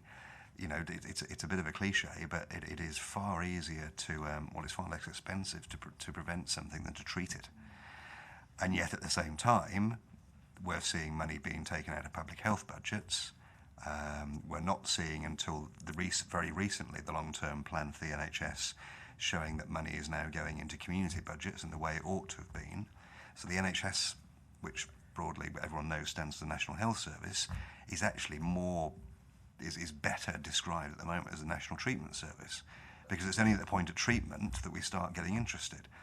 And the only way to offset the thing that you latch onto, Councillor, which is that essentially demand exceeds our ability to cope with it, is to get upstream on an awful lot of that stuff. Otherwise, yes, that chart will continue to do that. If I can just add one further point, you were raising concerns around capacity and workforce, etc. When I've spoken to my GP colleagues on my board and also across the patch about this work in their shaping of this, they've been really enthusiastic about it. Yes, we know primary care, like every other sector within the NHS, is under pressure. But they see this as an opportunity whereby if we can commission these services and these local services appropriately from primary care, then not only does it help to sustain general practice in one form, it also acts as a mechanism by way. It actually makes the role more attractive when you're trying to recruit people into general practice, because you've now got or hopefully you will have a role that isn't just a general practitioner, but something that allows people to specialise in particular areas, which they can then enhance their skills and their competencies around. And that's something that GPs have said, is a real attraction which we probably haven't had sufficiently in the past. So yes, noting the concerns on a daily basis, but there are some real positives that are coming out from the profession around some of those areas.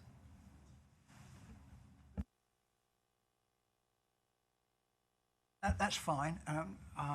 It's good that there's a positive conversation going on, but that throws it a little bit back on local authorities, because if we're going to extend the GP surgery network, then the cash has to be provided for these surgeries, and that comes out through Section 106 monies, which comes back to us.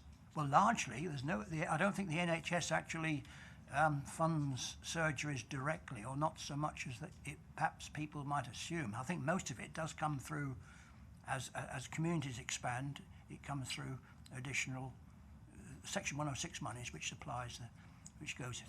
But there is a real problem that there's a hold up in this money actually getting out of the developers into local authorities and into surgery. So we have mentioned this before, so it's just something that flags up in my mind that there's all sorts of ramifications for this that will have to be tackled by someone somewhere, and we're the people obviously who are asked, why are you building all these houses and not providing the additional doctors and surgeries? Section 106 is for capital projects, not for revenue. So it's enlarging practices. Fair enough from that point of view. I actually, incidentally, have a meeting next week, me and some district colleagues, actually specifically it's with Tim Sachs from East Leicestershire, on Section 106 and what they do with it. So it would be interesting to see how that goes, and perhaps we can bring it back here as a subsequent report. Louise. Thank you, Chair. I've got a question really regarding obviously what our role as Health Watch is about the people's response. And on the one hand, a lot of what you've spoken about is about saving money for the health services, and that's a good thing.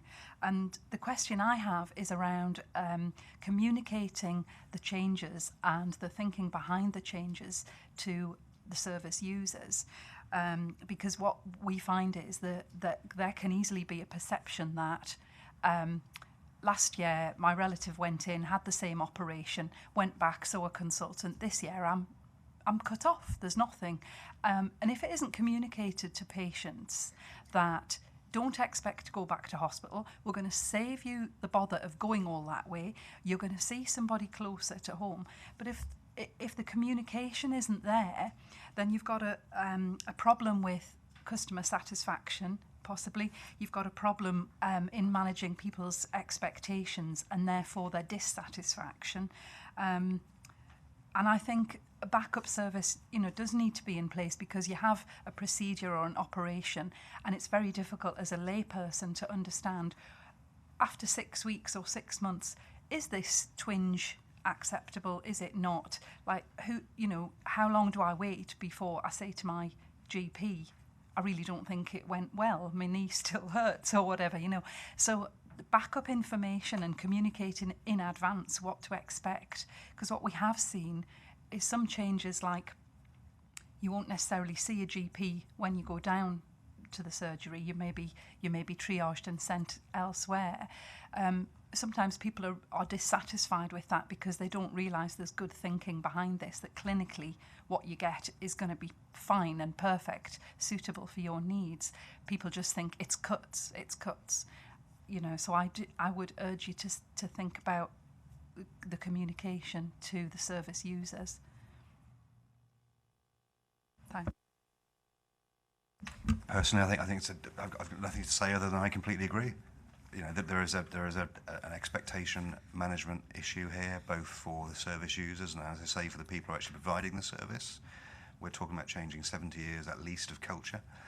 Not the one Philip, but one of the things that keeps me kind of really active in this is actually whenever I'm out on the hustings talking about what the hospitals are doing as an example, what I very often get back is, we're a bit hacked off with the current service. You don't understand that it feels like it's provided at our convenience, the NHS's convenience, whilst the patients do all the kind of the hard work in terms of travel.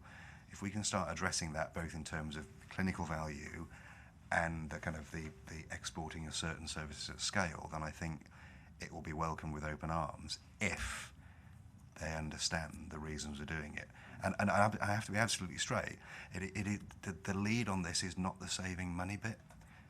Normally, or a lot of the times in the NHS it is, but the lead on this is actually we can't start reducing waiting times, for kind of referral to treatment and therefore onto surgery or whatever it might be, if we're full of things like follow-ups of very little clinical value. We would much prefer to be seeing new outpatients that need it than unnecessarily following up hundreds of thousands of people who perhaps don't. Brenda. Thank you, Chair. I think my comments and questions around that, it's sort of damned if you do and damned if you don't to some customers, some clients at the moment. My husband at the moment is having to go for treatment every day and for 5 weeks. Now, he's seen a multitude of people that he thinks, I don't know what I've seen them, they're asking me exactly the same question. I'm filling in exactly the same questionnaire. It seems completely pointless. But he's got a strong family behind him and a family unit. But for that single person who's really worried, really needs those follow-ups and those extra communications with seeing different people. My sister, she went in and had her knee replaced. So I take it, it's a prime example of having a knee replacement. She goes to physio. So really, if there was a problem, she'd voice it at the physio, and then they'd say, well, that's not quite right. You probably need to go back. And so it's not the case that she's not being seen by somebody, but she's being seen by someone else, and they then could refer them on. But I think, as you say, to break 70 years worth of culture is not going to be an easy task. Now, I'm shocked really that your texting, double texting, isn't in the system so far. It is with doctors, isn't it? And I get mired out when my doctor's appointment is near. You know, it's a week away, it's 2 days away, it's in an hour, and text if you can't make this appointment. And I think that's a brilliant way. Obviously, it reminds you, but it also, if you're a busy person, you text and say, sorry, I can't make the appointment. Can you replace it? And the other addition is you've got the app in here, which is now it says wayfinding apps. So is that directions? Because I tell you what, General Hospital is a nightmare. They send you a map, and it doesn't coincide with the notices don't coincide with what's on the map. So it would be nice if you could just go on an app and say, right, I want to go to this department. I go to a sleep clinic, and you know, why on earth is in maternity unit for a start, and it doesn't say sleep clinic on the map. So all of those things need to be addressed, and I'd see on here when you said the wayfinding app, is that the map? Thank you. In the page number for that reference, please. Yeah, it's page 35. Just as a general point, while I find the reference. In development. Yeah. Yes, it is. But just also to be clear, and mea culpa, that anybody who's been to any of the hospitals, so in no particular order, the Leicester General Hospital is probably the easiest to get around because it's the smallest. It's on a single level. That doesn't mean it's easy. It means it's easier. The Leicester Royal Infirmary is an absolute labyrinth. The Glenfield, theoretically, is the most modern. It was built in the 80s, but unfortunately every corridor looks like every other corridor, so it's very hard to find your way around that. We struggle with essentially, you go to a new hospital, wayfinding has been built in from day one. If you go to the Leicester Royal Infirmary, day one was 238 years ago, and it feels like that, doesn't it? So part of the reconfiguration that they're trying to do on the longer term plan is to fix a lot of that environmentally as well as through tech solutions like wayfinding. But I absolutely take the point that, I mean, I've worked there now for 10 years and I still get lost. Not least because things move around in a big acute hospital like ours on an almost daily basis, and therefore keeping up with the maps, which are still in kind of old money on printed paper going out as outpatient letters, isn't quite as easy as just kind of the app version of it. Yeah, I mean, it's not local, but Queen's Medical Centre I have been lost in many times, even though they now have coloured lines on the floor. The worst is when you're working late. I was working there late once in the public health laboratory. Came out to get to my car, which I knew where it was, I thought, at about 7 at night, and most of the coloured lines that led me to where I thought I had to go led to an end of a corridor where there was a locked door. There was only certain exits that were available after a certain time, which is fair enough because safeguarding, but there wasn't an arrow that took me to the right place, and there were two of us banging at doors. But yeah, it is important, I think, isn't it? I have, we sadly don't have our vice chairman with us tonight, Janice Richards, who's actually Brenda's standing in for her. She's had particular problems with ophthalmology, and I'm interested to note throughout this document, ophthalmology seems to be highlighted quite frequently. Her particular problem, though, has been cancelled appointments, where she's had various appointments made, they've been cancelled, she's had another appointment made, that's cancelled, etc. And it's just, I mean, I think it's 4 or 5 times now she's mentioned. But eventually, she did go and see them, but it's that sort of time and energy that you have to use in order to get over that problem. I'm sorry that was Janice's issue. If I'm being honest, it is not the first time I've heard it. In fact, it's not the first time either of us has heard it. Ophthalmology is the biggest volume outpatient service we've got. It ought not to be, frankly. So as Ket was saying earlier on, an awful lot of the traffic through the outpatients department, and indeed this also applies to the emergency department for ophthalmology issues, doesn't have to come into an acute hospital in the first instance. So if you look at some of the kit that optometrists have got on the high street, that is way good enough to do a lot of the stuff that comes into the acute. So that pathway has to completely change. The only other way of doing it to solve Janice and probably thousands of other patients who suffer the same kind of poor service at the moment through ophthalmology would be to build a department twice the size that it is now. So I referred earlier on to this treatment centre they want to build at the Glenfield. If we stick with the current ophthalmology model, that treatment centre would have to be double the size it is, because we'd still be having that number and growing number of patients coming into the service. But the reality is they don't need to. And wouldn't you rather go and see your optometrist on the high street, on any high street, than come into the acute?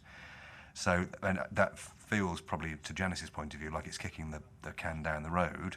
It is the ultimate solution. In the meantime, what we're trying to do through things like the two-way text appointments is to reduce the numbers of people who don't attend. Somewhere like in the region of 20% of all people don't attend. That way, people like Janice who do need to attend hopefully get in more quickly and don't get cancelled.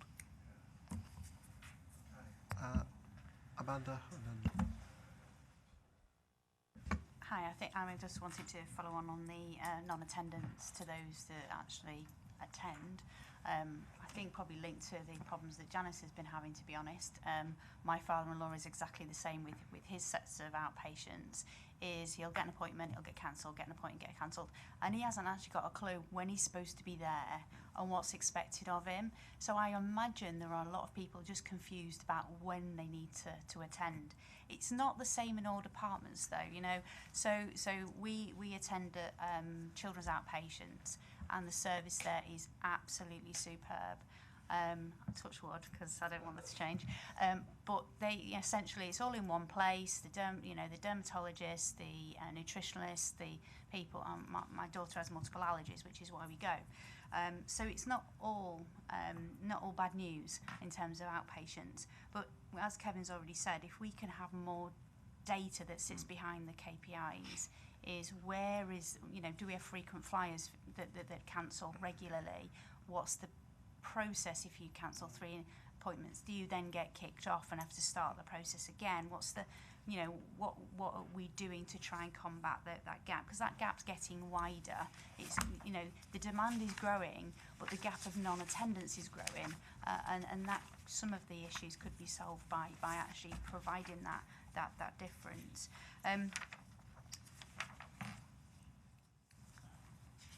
That's it. Thank you.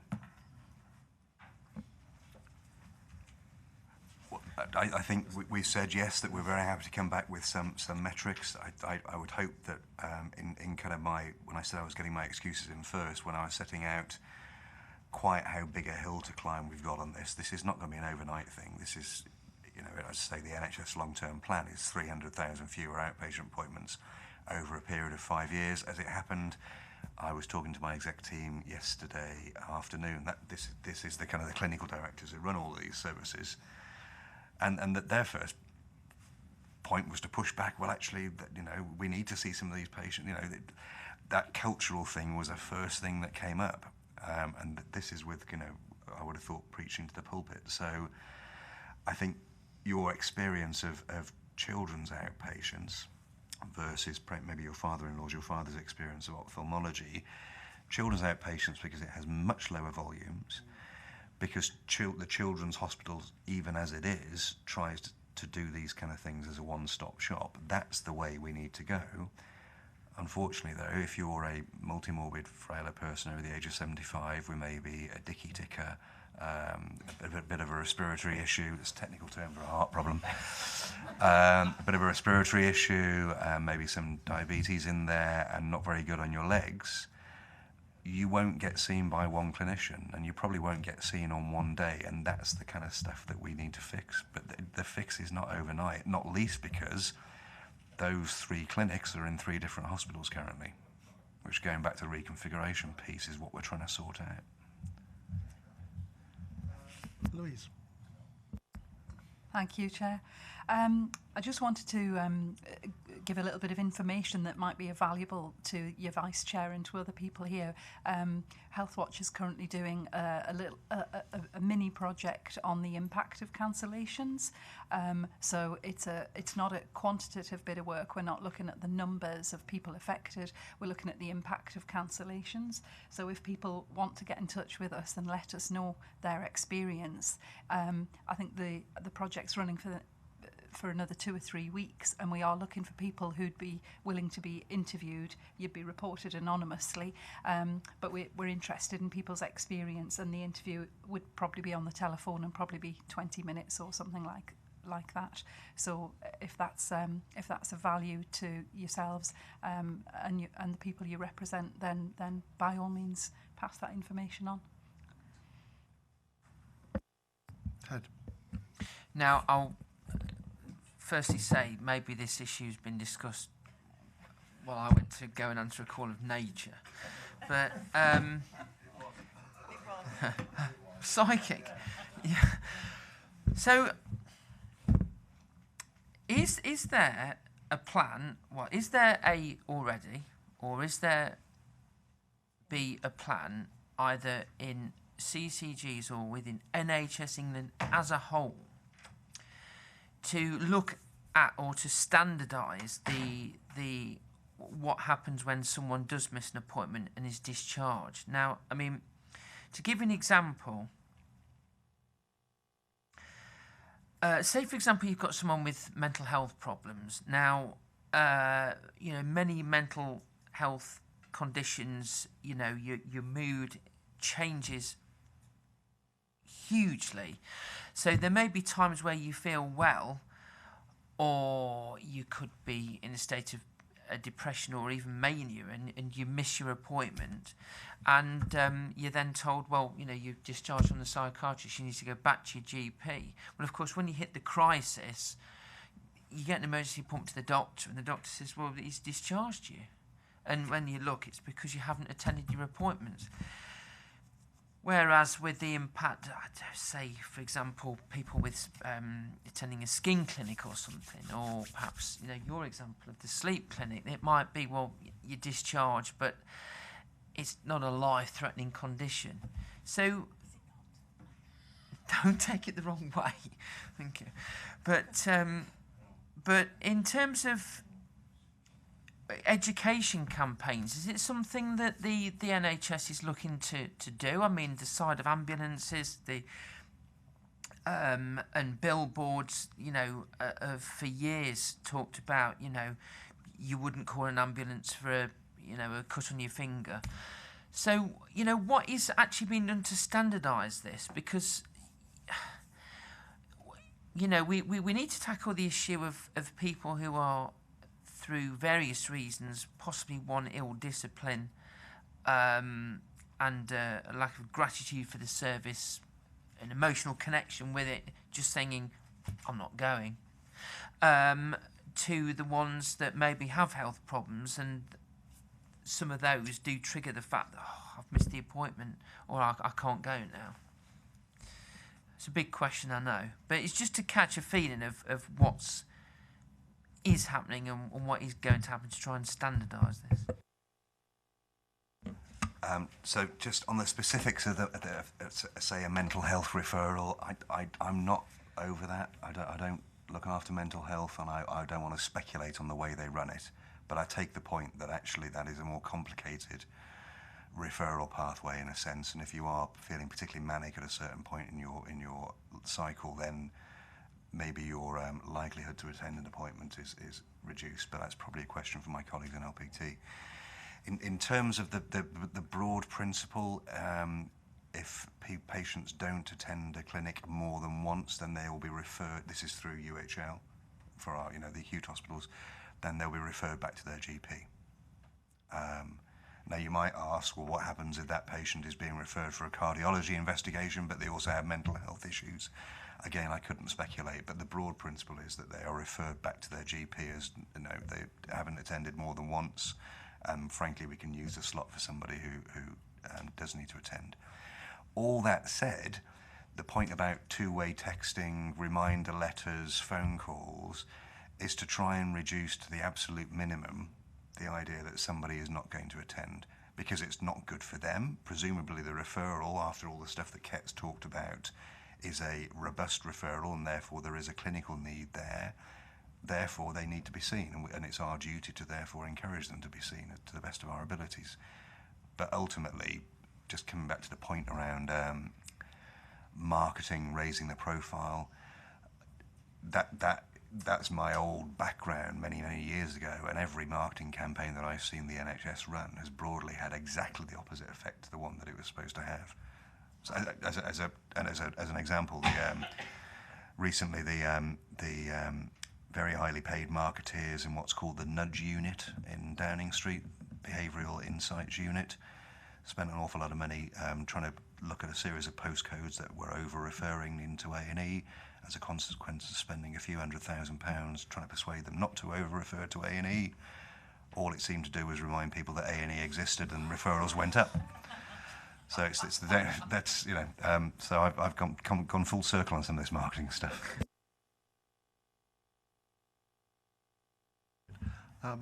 I've mentioned this example to colleagues already today, but the job I was doing in the office I worked in, I actually shared it with a girl who was part-time clerk for one of the outpatient departments, but a relatively small outpatient department, endocrinology.